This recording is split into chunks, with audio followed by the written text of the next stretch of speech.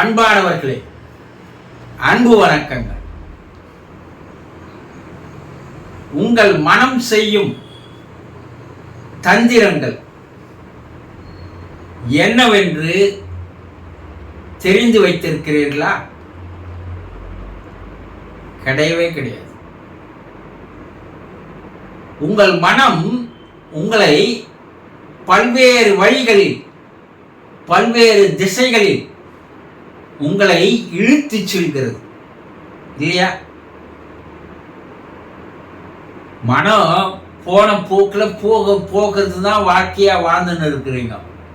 உண்மைதானே? எதை நினைக்க கூடாதுன்னு நினைக்கிறீங்களா அதை நினைக்கிறீங்க, எதை எண்ணக்கூடாதுன்னு நினைக்கிறீங்களா அதை எண்ணுறீங்க. ஆனா உங்கள் மனம் அப்படி உங்களை ஒரு வேலைக்காரனாக, ஒரு அடிமையாக உங்களை மாற்றி வைத்திருக்கிறது. மனம் பல்வேறு தந்திரங்களை செய்கிறது. உங்களை ஒரு ஏமாளியாக, ஒரு முட்டாளாக மாற்றுவதற்காக அது என்ன செய்யுதுன்னா பல்வேறு தந்திரங்களை செய்கிறது. என்ன செய்யுது? மனம் நடந்து போனதை, பல ஆண்டுகளுக்கு முன்னாடி நடந்த நிகழ்வுகளை, அந்த செயல்களை, அந்த நிகழ்ச்சிகளை எல்லாம் நினைத்து நினைத்து பார்த்து ஒன்று கவலைப்பட்டு கொண்டே இருக்கிறது இல்லையா? போன மாசம் இது போல நடந்தது, போன வருஷம் இது போல நடந்தது, இப்படி இறந்த கால நிகழ்வுகள் என்று சொல்றாங்க. நடந்து போனவை, அந்த நடந்து போன நிகழ்வுகளை எல்லாம் நினைத்து பார்த்து உங்களுடைய மனம் உங்களை கவலைப்பட வைக்கிறது. அது உங்களை எப்பவுமே சிந்திக்க விடாமையே செய்யறது தான் அதனுடைய வேலை. உங்களை கவலைக்குள்ள எடுத்துட்டு வந்துட்டா அதுக்கு ஒரு சந்தோஷம், ஒரு சேடிஸ்ட். எது? உங்களுடைய மனம் உங்களை துன்புறுத்திக்கினே இருக்கணும், உங்களை ஏதாவது கவலையில வேதனையில வச்சுக்கினே இருக்கணும். அதுதான் அதனுடைய ஆசை. அதனால இறந்து கால நினைவுகள், நிகழ்வுகள், நிகழ்ச்சிகளை எல்லாம் நினைத்து பார்த்து பார்த்து பார்த்து கவலைப்பட்டு கொண்டிருப்பதே நாள்தோறும் ஒரு வழக்கமாக மாற்றி இருக்கிற எத்தனை பேர் இருக்கிறீங்க இல்லையா? இல்லைன்னு சொல்லுங்க. ஐயோ அது போல் நடந்துச்சு, நடந்து முடிஞ்சு போச்சு, இதுக்கு மேல அதுக்கு உங்களுக்கு எந்த பயனும் இல்லை, பலனும் இல்லை. அதை ஏன் தெரிஞ்சுக்கிறது இல்லை? ஆனா பல பேர் அந்த இறந்த கால நிகழ்வுகளை, கடந்த கால நிகழ்ச்சிகளை நினைத்து கவலைப்பட்டு கொண்டிருப்பதுதான் அவர்களுடைய பழக்கமாக இருக்கிறது. அது செய்யறது யாரு? மனம்தான், வேற யாரும் இல்லை, உங்களுடைய மனமே.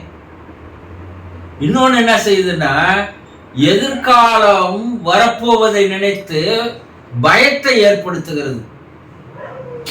இது போல நடக்குமோ நடக்காதோ, நம்ம வளருவோமோ வளர மாட்டோமோ, நம்ம நாளைக்கு இதுல வெற்றி பெறுவோமோ இல்லை தோல்வி அடைவோமோ, இப்படி வரப்போகின்ற நிகழ்வுகளை, நிகழ்ச்சிகளை நினைத்து பயத்தை ஏற்படுத்துகிறது இல்லையா? நீங்க பயப்படலன்னு சொல்லுங்க.